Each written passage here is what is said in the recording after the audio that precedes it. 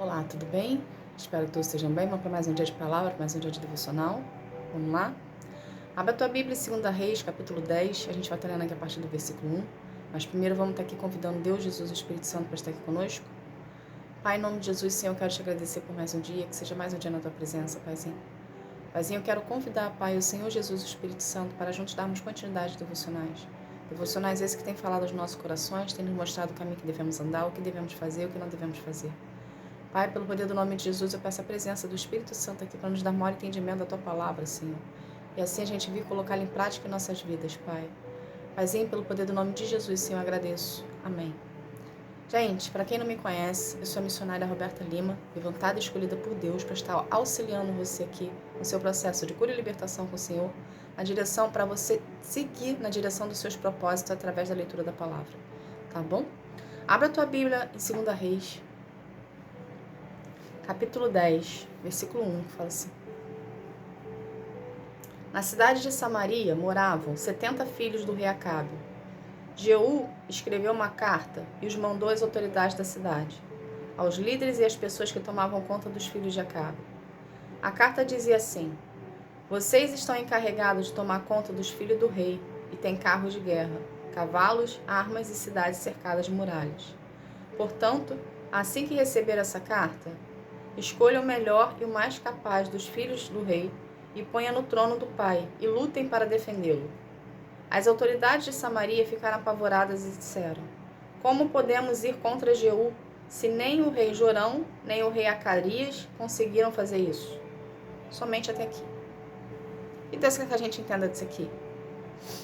O rei Jeú foi levantado por Deus, como o rei Acabe também foi levantado por Deus. Porém, o rei Acabe, ele casou com Jezebel, que era uma devota de Baal. E ele começou a fazer tudo que Jezebel queria. Então, como Jezebel era uma devota de Baal, o rei Acabe passou a ser um devoto de Baal. Baal era um deus pagão. Então, Baal, na época do reinado dele, ele começou a desagradar o coração de Deus. E, ao mesmo tempo, ele, juntamente com Jezebel, lançaram um decreto sobre todos os profetas de Deus, que iam matá-los. Entende? Inclusive, Jezebel foi atrás de Elias para poder matar Elias.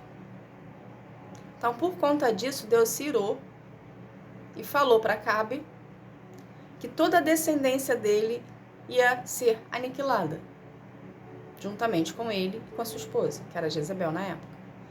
Jeú, quando foi levantada rei por Deus, Deus falou para ele que ele teria uma missão a fazer para poder ser consolidado o reinado dele, que era acabar com a família toda de Acabe.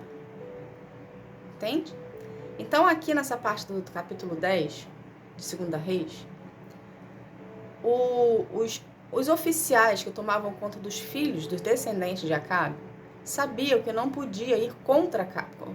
Sabia que não podia ir contra Jeú, porque Jeú era o escolhido de Deus.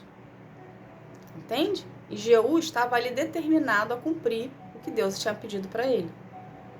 Então eles se renderam a Jeú. Se você continuar lendo aqui, você vai ver que eles se renderam a Jeú e aniquilaram com os filhos de Acabe. Se eu não me engano, acho que foram 70 filhos de Acabe. Entende? Então eles reconheceram ali o poder de Jeú, porque sabia que Jeú também era um escolhido de Deus. Então, quem são os escolhidos de Deus? As pessoas não conseguem ir contra elas, porque sabe que Deus está com elas. Ok? E que Deus quer que a gente aprenda disso aqui?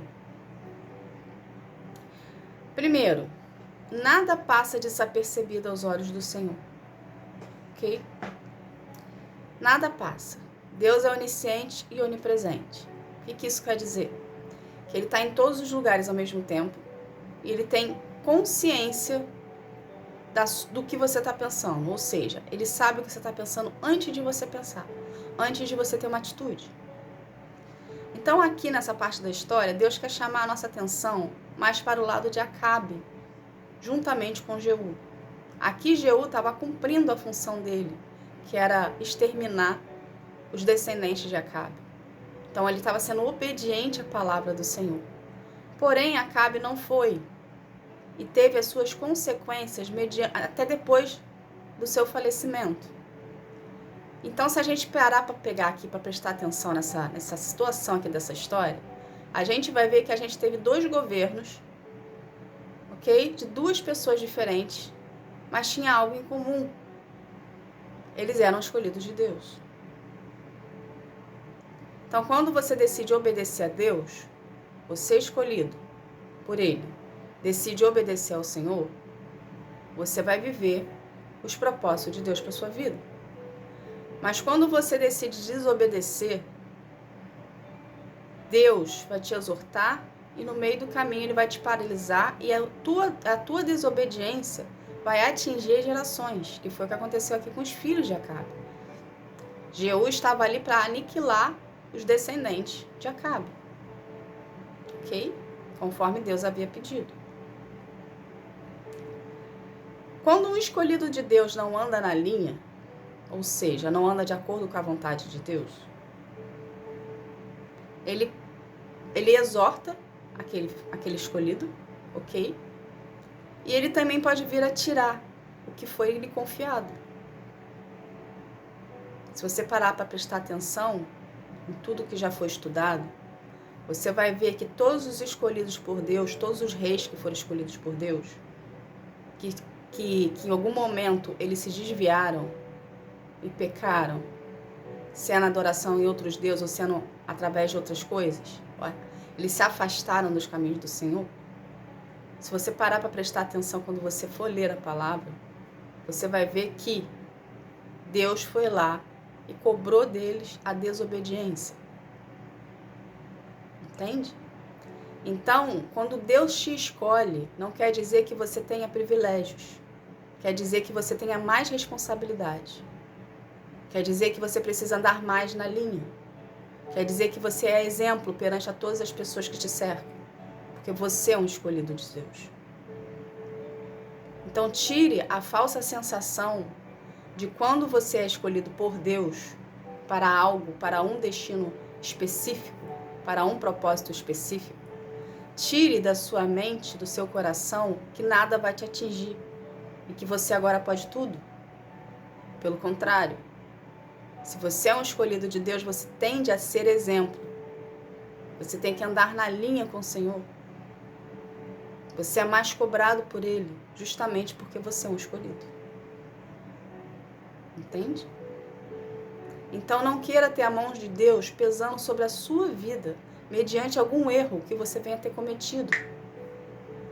Porque você será cobrado por cada atitude que você venha tomar.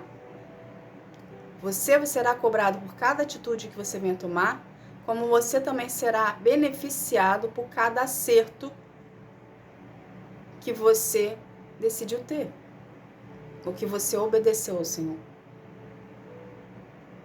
Então precisa haver em você um equilíbrio, precisa haver em você um compromisso, uma seriedade, um temor da sua parte ao Senhor. Porque não é porque você é escolhido que você pode fazer tudo. Não, você não pode fazer tudo. Você precisa andar em obediência ao Senhor, a palavra que foi dita. A sua postura, o seu comportamento precisa condizer com a sua fidelidade ao Senhor e com a sua fidelidade ao Senhor, com o seu comprometimento com Ele. Porque se você não andar na linha com Deus, sendo escolhido ou não, Deus vai te exortar. E se Ele confiou algo a ti, Ele vai tirar. Porque Deus quer seriedade dos seus filhos, Deus quer comprometimento dos seus filhos. Deus quer que seus filhos sejam verdadeiros com Ele. Então a obediência abre portas, mas a desobediência, as portas se fecham. Então não queira ser você que foi escolhido por Deus para um determinado assunto, para uma determinada missão, para um determinado propósito, e você vir a pecar no meio do caminho, e Deus tirar de você sem dó, ok? Porque pelo fato da sua desobediência, Deus pesa a mão sobre aqueles que são desobedientes. Por isso que eu falei sem dó. Então, queira ser você uma pessoa que não vai perder o que Deus te deu. Por conta de seu comportamento, por conta das suas condutas, por conta das suas escolhas. Mas seja você a pessoa que vai viver a totalidade de Deus mediante a obediência que você tem para com Ele. Então, se Deus confiou algo a você,